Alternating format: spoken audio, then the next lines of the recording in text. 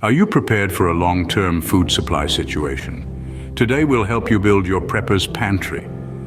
In the world we live in, it's important to be ready for any eventuality. This includes having a well-stocked pantry that can provide nutritious meals for you and your loved ones. But it's not just about piling up cans of beans and packets of pasta. It's about meal planning with stored food, a strategy that ensures a varied and balanced diet using only pantry items. Think of your pantry as your personal grocery store. It's filled with ingredients that you can mix and match to create different meals. This way, you avoid food fatigue, which is the tedium of eating the same food over and over again. Food fatigue can lead to a lack of appetite and ultimately a lack of essential nutrients. So how can you plan meals effectively with stored food? Start by taking an inventory of what you have. Then think about the different ways you can combine these items to make a variety of meals. For instance, that can of beans can be used in a hearty stew, mashed into a bean dip, or added to a salad for extra protein. You should also consider the nutritional value of your meals. Aim for a balance of protein, carbohydrates, and fats, as well as a good mix of vitamins and minerals. This might mean storing a variety of grains, legumes, canned vegetables and fruits, as well as canned meats or fish. And remember, just because you're using stored food doesn't mean your meals have to be bland. Stock up on a variety of spices and condiments. These can greatly enhance the flavor of your meals and make them more enjoyable. Meal planning with stored food might seem like a daunting task, but with a little creativity and forethought, it can ensure that you have nutritious and varied meals ready to go, no matter what situation you find yourself in. Remember, variety is the spice of life, even in long-term food storage. Next, we'll talk about water, the essence of life. Water, a basic necessity, becomes a luxury during emergencies. Let's understand how to store it for the long term. When it comes to long-term water storage, the first decision to make is the storage container. Food-grade, BPA-free plastic containers are a popular choice. They are lightweight, durable, and most importantly, safe for storing water. You can also use glass containers, but remember they are heavier and more prone to breakage. Next, consider the storage location. A cool, dark place is ideal to prevent algae growth. Avoid areas where harmful chemicals are present, as they can seep into the water over time. Now let's talk about the quantity. The general rule is to store at least 1 gallon of water per person per day, considering both drinking and sanitation needs. Therefore, for a family of 4, aim to store at least 120 gallons for a month's supply. But how to keep this water safe for extended periods? The answer is simple. Use water preservatives. These are readily available in the market and can keep your water potable for up to 5 years. Now, what if the stored water runs out? In such cases, knowing how to purify water is crucial. Boiling is the most common method. Just bring the water to a rolling boil for at least 1 minute to kill most pathogens. Chemical disinfection is another method. Household bleach can be used, but ensure it's unscented and contains no additives. A general guideline is using 8 drops of bleach per gallon of water. Then let it stand for half an hour before use. Lastly, there are water filters designed for survival situations.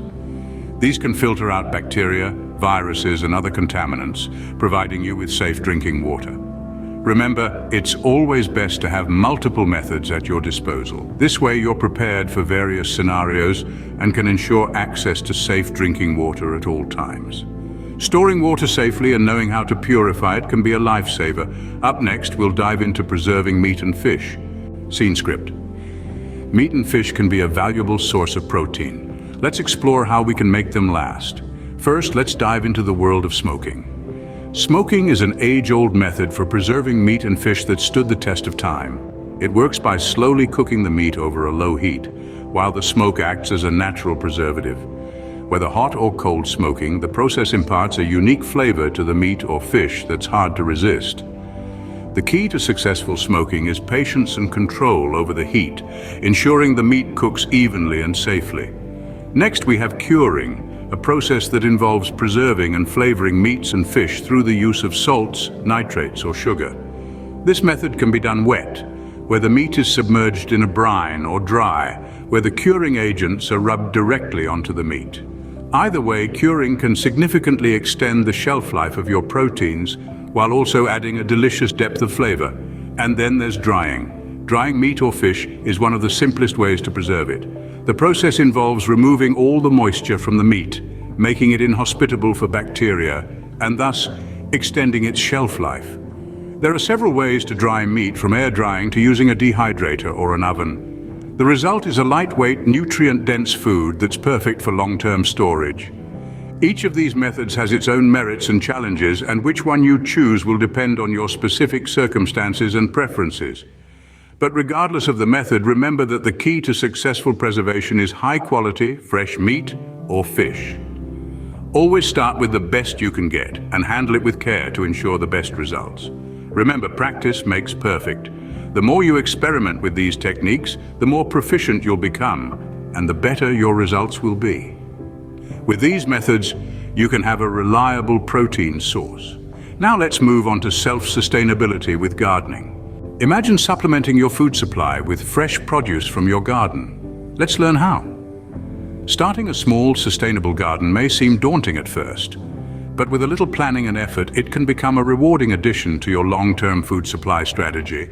Having a garden allows you access to fresh, nutrient-rich fruits and vegetables straight from your backyard. It's not just about survival, but also about thriving and living a healthy, self-sustained lifestyle. First, determine what you want to grow. Consider your climate, soil type, and the amount of sunlight your garden will receive. These factors will dictate which plants will thrive best in your garden. For a beginner, start with easy-to-grow vegetables like tomatoes, lettuce, and peppers. They are not only nutritious, but also relatively low maintenance. Next, plan your garden layout. Raised beds or container gardening are excellent options if you're short on space, or if the soil in your area isn't ideal for planting. These methods also allow for better control over the soil composition and drainage, ensuring your plants get the best possible start. When it comes to watering, remember that less is often more. Overwatering can lead to root rot and other plant diseases. A good rule of thumb is to water deeply but infrequently, encouraging your plants to develop deep root systems, making them more resilient in the long run. Composting is another key component of sustainable gardening. By composting your kitchen scraps, you can create nutrient-rich soil that will help your plants thrive. Not only does composting reduce waste, but it also creates a natural, sustainable source of nutrients for your garden. And finally, practice crop rotation. This means not planting the same crop in the same spot year after year. Crop rotation helps prevent nutrient depletion in the soil and also disrupts the life cycle of pests and diseases. Remember, gardening is a journey, not a destination. It's about learning, experimenting, and most importantly, enjoying the process. A small garden can be a big step towards self-sustainability, but how to keep your food safe from pests? Let's find out next. Pests can ruin your hard-earned food supply. Learn how to keep them at bay. When it comes to food storage, maintaining optimal conditions and keeping pests away is crucial. First, ensure your storage area is clean and dry. Pests are attracted to moisture and food particles, so a tidy space is your first line of defense.